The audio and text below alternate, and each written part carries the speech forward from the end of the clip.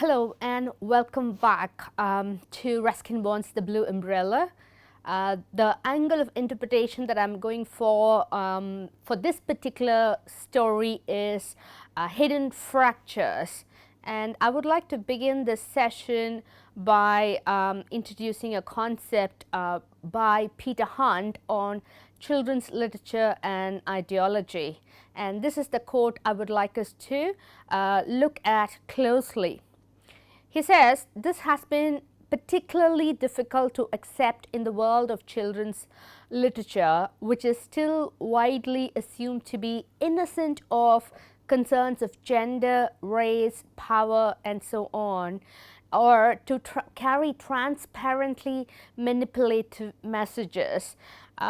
So in this particular idea of Peter Hunt here, there are two things that we need to look at. One is he says that the general assumption is that children's literature is innocent, and that's the term that he uses, innocent of aspects or issues of gender, race, power, or we look at children's literature as carrying easily understandable manipulative messages. Things are really in black and white. So either they are formulaic, very reductive, very apparent, that is transparent, or we see them as not containing issues or complications of gender discrimination, racial issues, and power structures and things of that category. So according to Peter Hunt, we need to really see children's literature from ideological perspectives, and that is one of the intentions behind my titling of this particular lecture, which is to arrive at, or to kind of lay bare the hidden fractures, the fault lines that are part of the world in which Binya and Biju and their cows and life, how life is in Garhwal in the Himalayan ranges. Okay, so let me look at this concept of nature itself. In Ruskin Bond's fiction, there is again a general consensus that nature is a calm presence, nature is beautiful, nature plays a really charming role in the landscape of Ruskin Bond's fiction. But at least let's look at nature very closely in The Blue Umbrella, and I would argue that nature is not a calm presence in the world of Binya. There are winter storms, and in fact Binya was born during one such massive winter storm 10 years ago or thereabouts, and her mother remembers the fact that the snow piled up at least until up to the windows of their house. So it was a big natural calamity in some respects, and if you look closely, we have steep cliffs as well. In fact, the very first conflict is about Binya scaling down a steep hill face in order to reach a kind of a tree, a cherry tree, or which grows on the side of a cliff, and that is a precarious descent that she undertakes. A slip would mean that she would fall from such a great height that you know, surviving itself becomes a big question. So that kind of understanding of natural life in this particular fiction is essential, I would think, because it sort of is a symbolic indication that life is not easy in the mountain ranges. Life is very difficult and dangerous, and in fact if you look at the lesser troubles in this particular fiction, we have the thicket of nettles from which Binya rescues her blue umbrella, and we have a reference to bees stinging Biju. Even though he is immunized for life, that was a really painful experience according to the narrator. So there are also other references to poisonous mushrooms, dangerous natural vegetable, and then we have again a reference to a leopard that is prowling the hillside towards the end of the story, and Binya is in a hurry to get home in order to avoid an encounter. And again, we need to remember the encounter with the really poisonous snake, and she escapes with the help of her blue umbrella. So nature, the landscape, the beautiful landscape, the hills, is not a bed of roses, so to speak, for Binya and her family and the rest of the villagers. Okay, let me see how this idea that nature is a dangerous subtext to the people that it homes or gives a home to in this particular story, The Blue Umbrella. And this is a very good extract to do a close analysis in that regard. The rains set in, and the sun only made brief appearances. The hills turned a lush green, ferns sprang up on the walls and tree trunks. Giant lilies reared up like leopards from the tall grass. A white mist coiled and uncoiled as it floated up from the valley. It was a beautiful season, except for the leeches. It's very interesting that even that last statement in that extract, which beautifully figuratively describes the elements of nature, the beautiful elements of nature, even mentions the fact that it was a beautiful season, but for the leeches, which drains the blood out from the human being. So that element that nature is a disturbing presence in the life of the villagers is mentioned directly in the description about the landscape. Let's look at the phrasal verbs and the metaphorical significance of that. Spring up and reared up, something that springs up, which means it's done in a sudden manner, and usually animals are supposed to spring up to catch the prey. The predators kind of hide in the tall grass, and they spring onto their victims, the vulnerable victims, or victims who are completely unaware of the fact that these predators are hidden in the tall grass. They reared up like leopards, and that simile is also very interesting.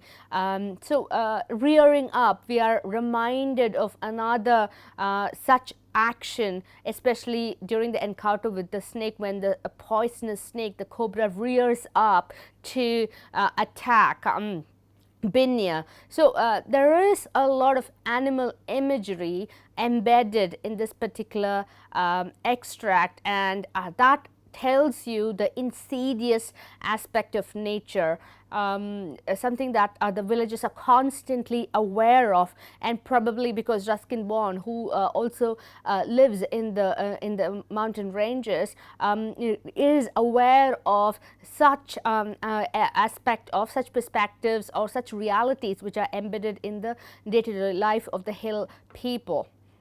So, by the way, what is a metaphor? A metaphor is an implicit comparison between two things, hidden comparison between two things. So, if we go back to that extract, we have giant lilies rearing up like leopards. So the the way the lilies come out from the tall grass suddenly is compared to the rearing up of leopards from the tall grass.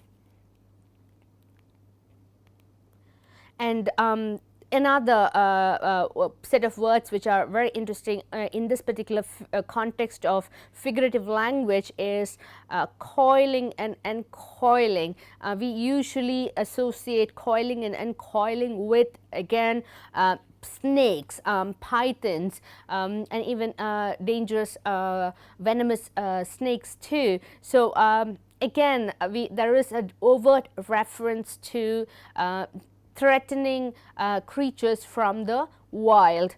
And if you look at, as I said, if you look at the close of the fiction, we have again reference to hungry leopards. We have sightings of bears too, bears which come down from the hills and, you know, hoping to get some food from the villagers. And there is one such bear which climbs onto the roof of the shopkeeper Ram Bharosa's tea shop, and it leaves behind a claw when it you know, gets back. So all these, the entire narrative is coded overtly and discreetly with reference to the wild aspect of nature, the dangerous aspect of nature, which again is a indication or a pointing to the idea that the villagers have an uphill task on a daily basis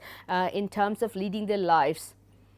So the threats in nature are both symbolic as well as literal. So we have looked at the figurative language, the application or the usage of similes and metaphors, and I have suggested that these similes and metaphors hint at the symbolic significance. And I would like to bring to your attention this particular statement which I mentioned, highlighted a little while ago. That is, it was a beautiful season except for the leeches. The comparison is very, very striking.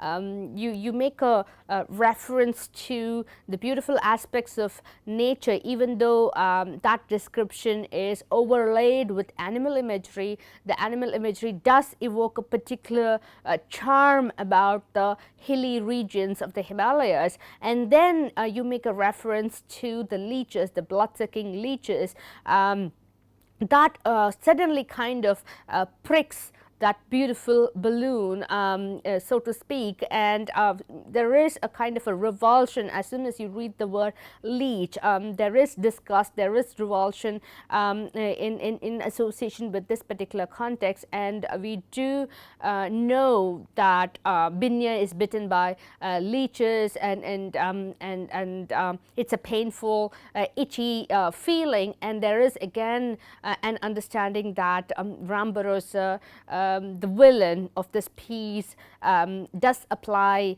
leeches to his throbbing temples whenever he has a severe headache. So leeches are associated with discomfort, with pain, with backwardness, with non-progressive understanding about modern medicine. So these are the associations that we can draw between nature, the wilderness, and the way of life of the people who live in close communion with nature. Okay, now let's look at the third conflict in this particular narrative. In the previous sessions, we looked at two conflicts, and two conflicts are both from nature.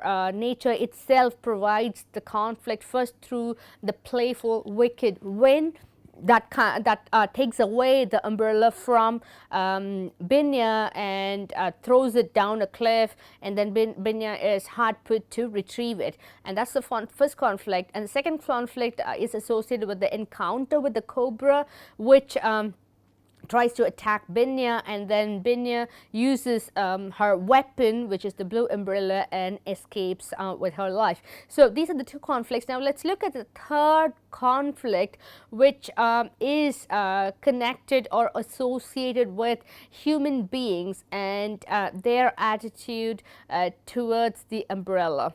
Now, who is at the heart of the third conflict? The answer is pretty easy if you have read the story. It is the shopkeeper Ram Bharosa. He desired it, and it is a deep passion that he has for the blue umbrella.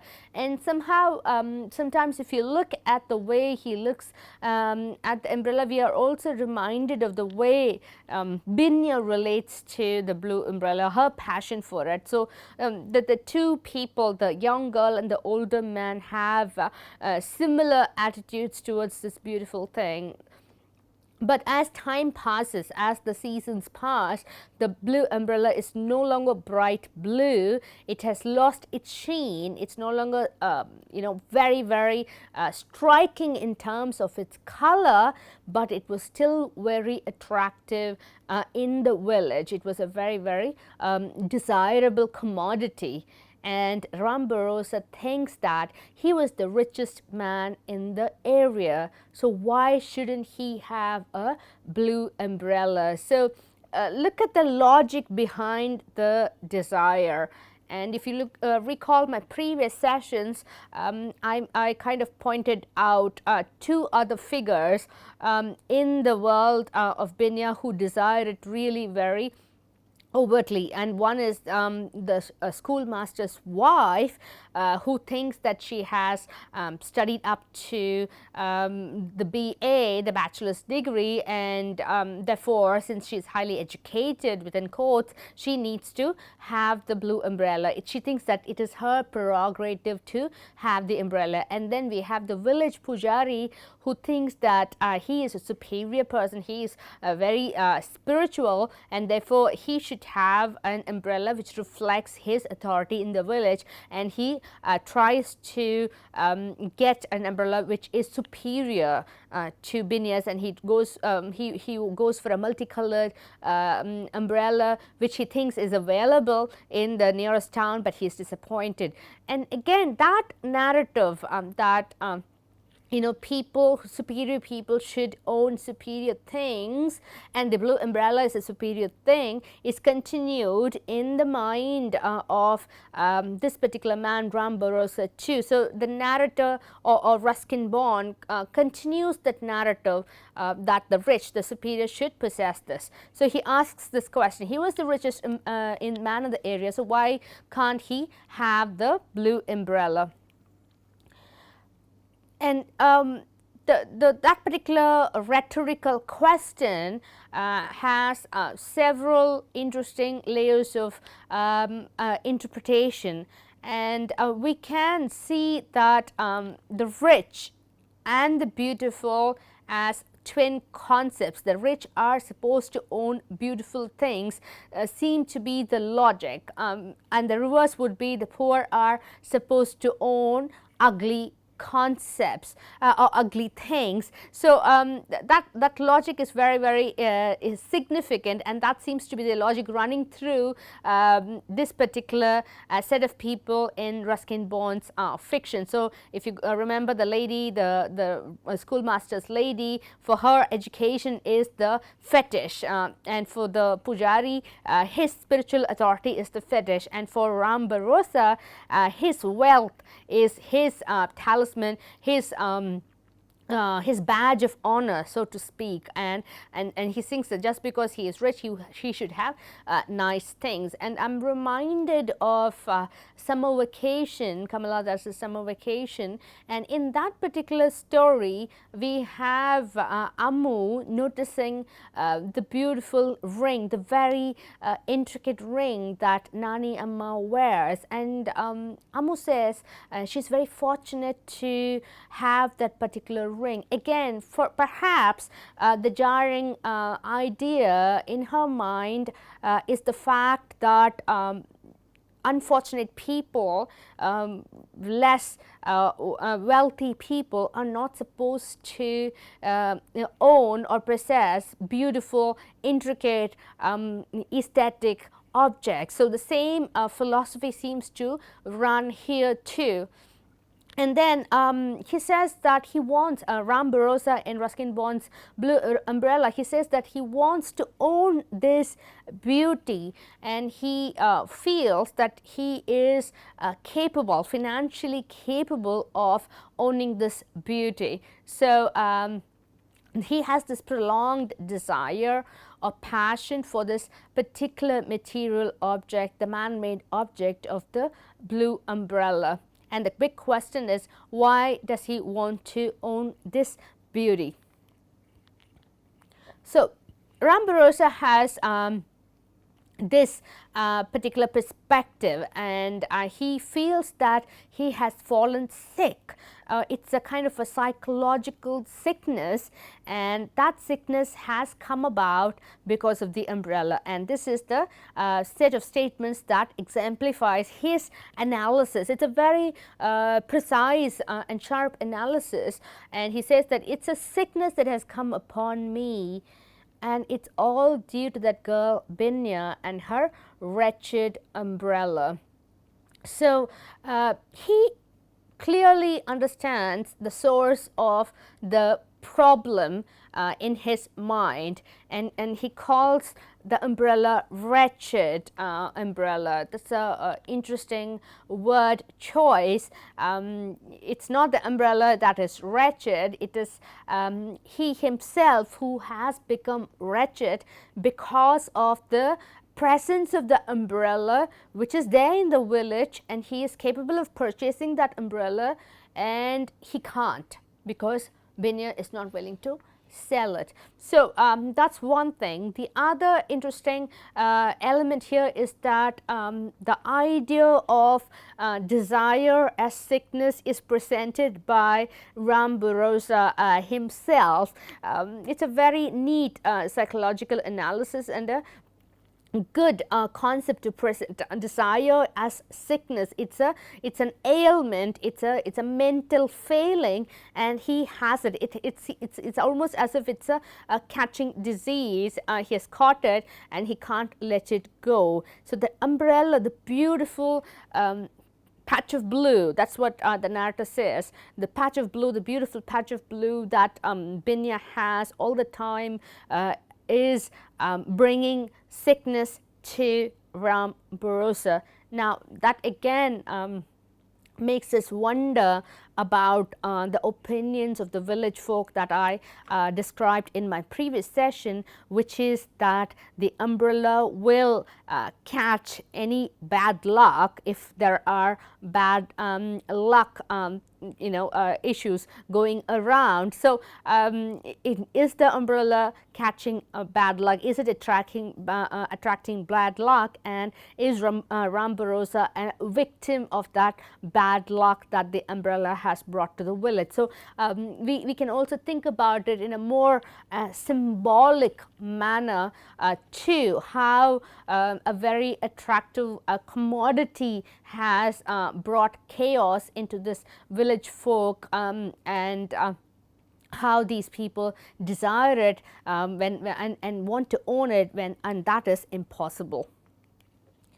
Okay, now we need to look at a very important character. He's a minor character in the story and introduced pretty late by the author, and he is Rajaram, and he is a kid, he's a child, a school-going boy who goes to school with Biju, and he is employed by Ram Bharosa in his tea shop, and it is to Rajaram that Ram Bharosa is able to open up. So all these statements here have been related to in the presence or narrated in the presence of Rajaram. So he is somehow like the presence which brings out the discourse of the hidden desire in the shopkeeper.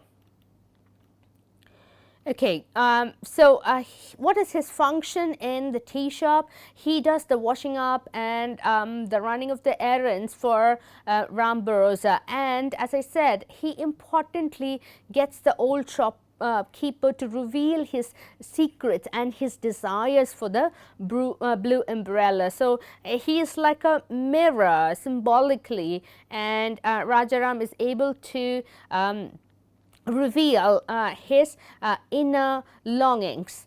And this is the discourse or the conversation between Rajaram and Ram Bharosa.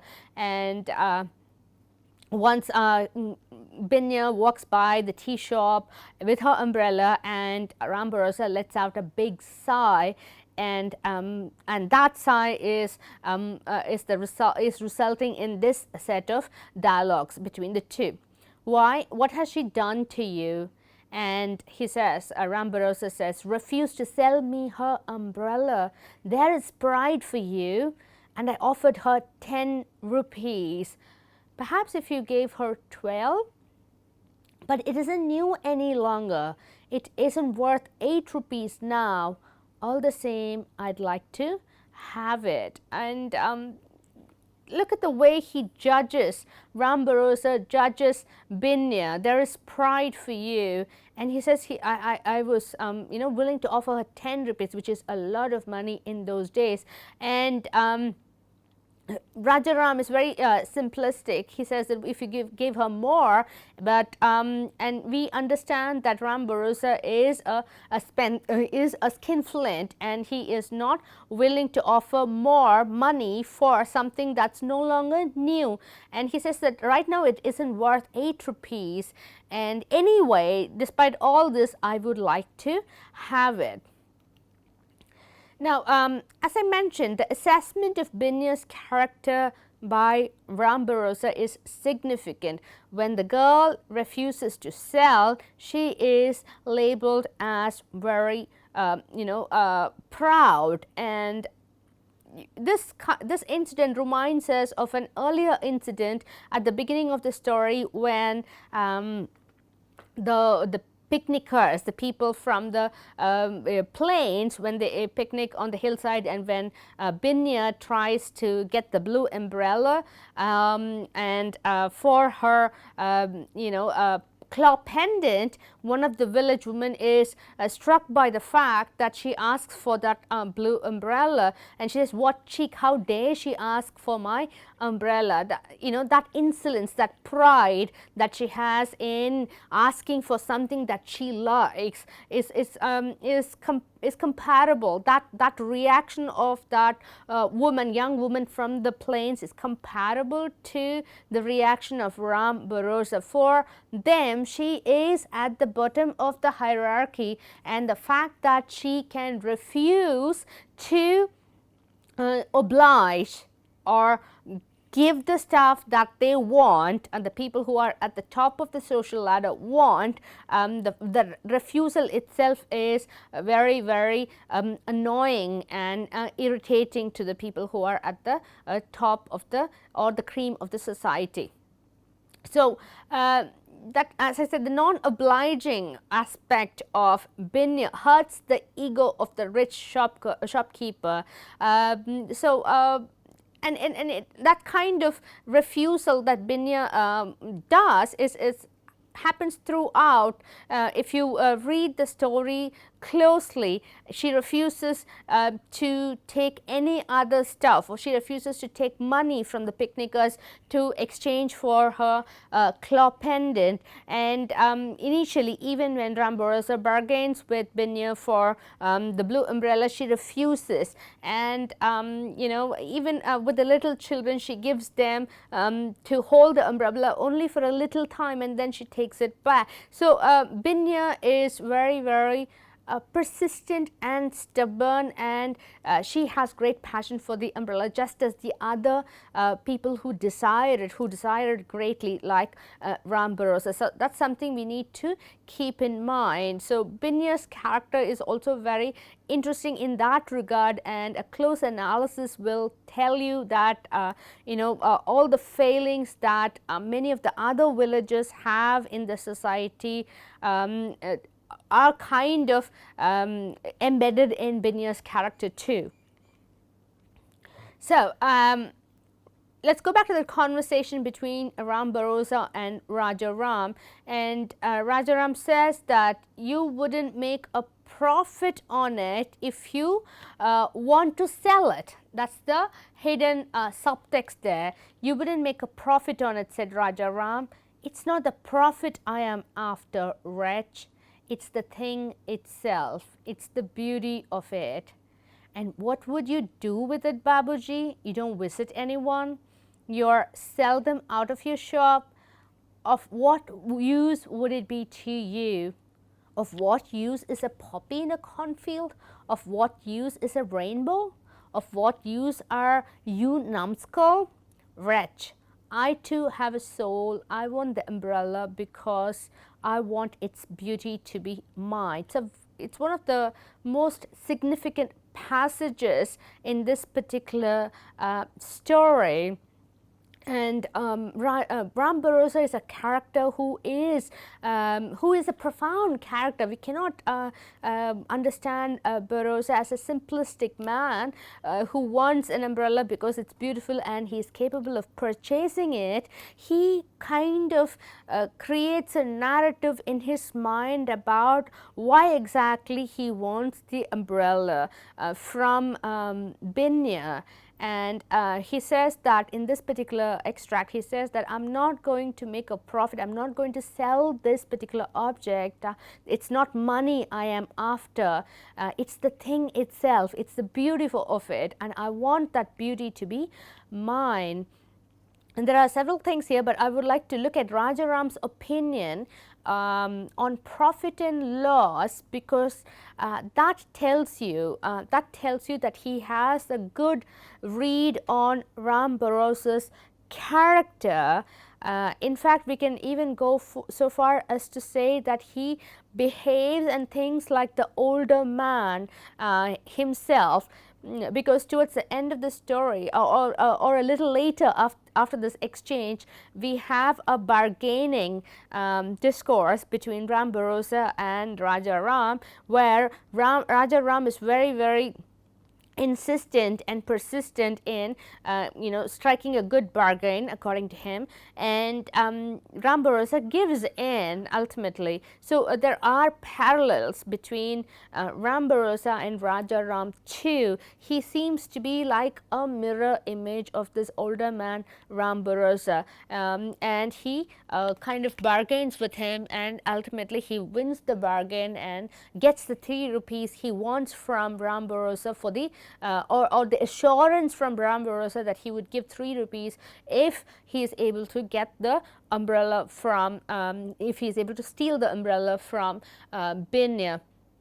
So that's one thing. The fact that Rajaram is able to understand the workings of Ram Bharosa's mind is evident in that particular exchange. The other things that we need to keep note of here is the language of Ram Bharosa.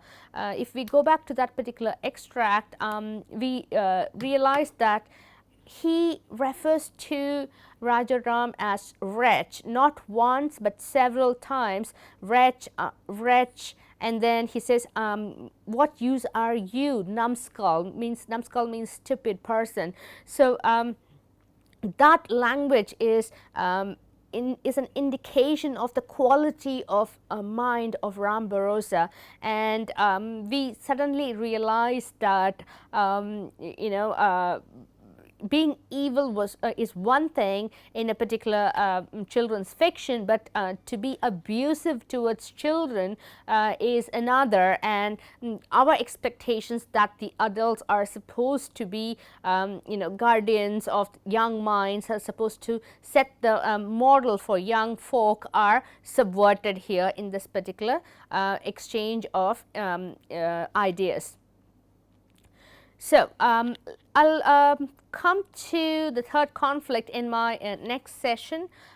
Thank you for watching. I'll continue in the next session.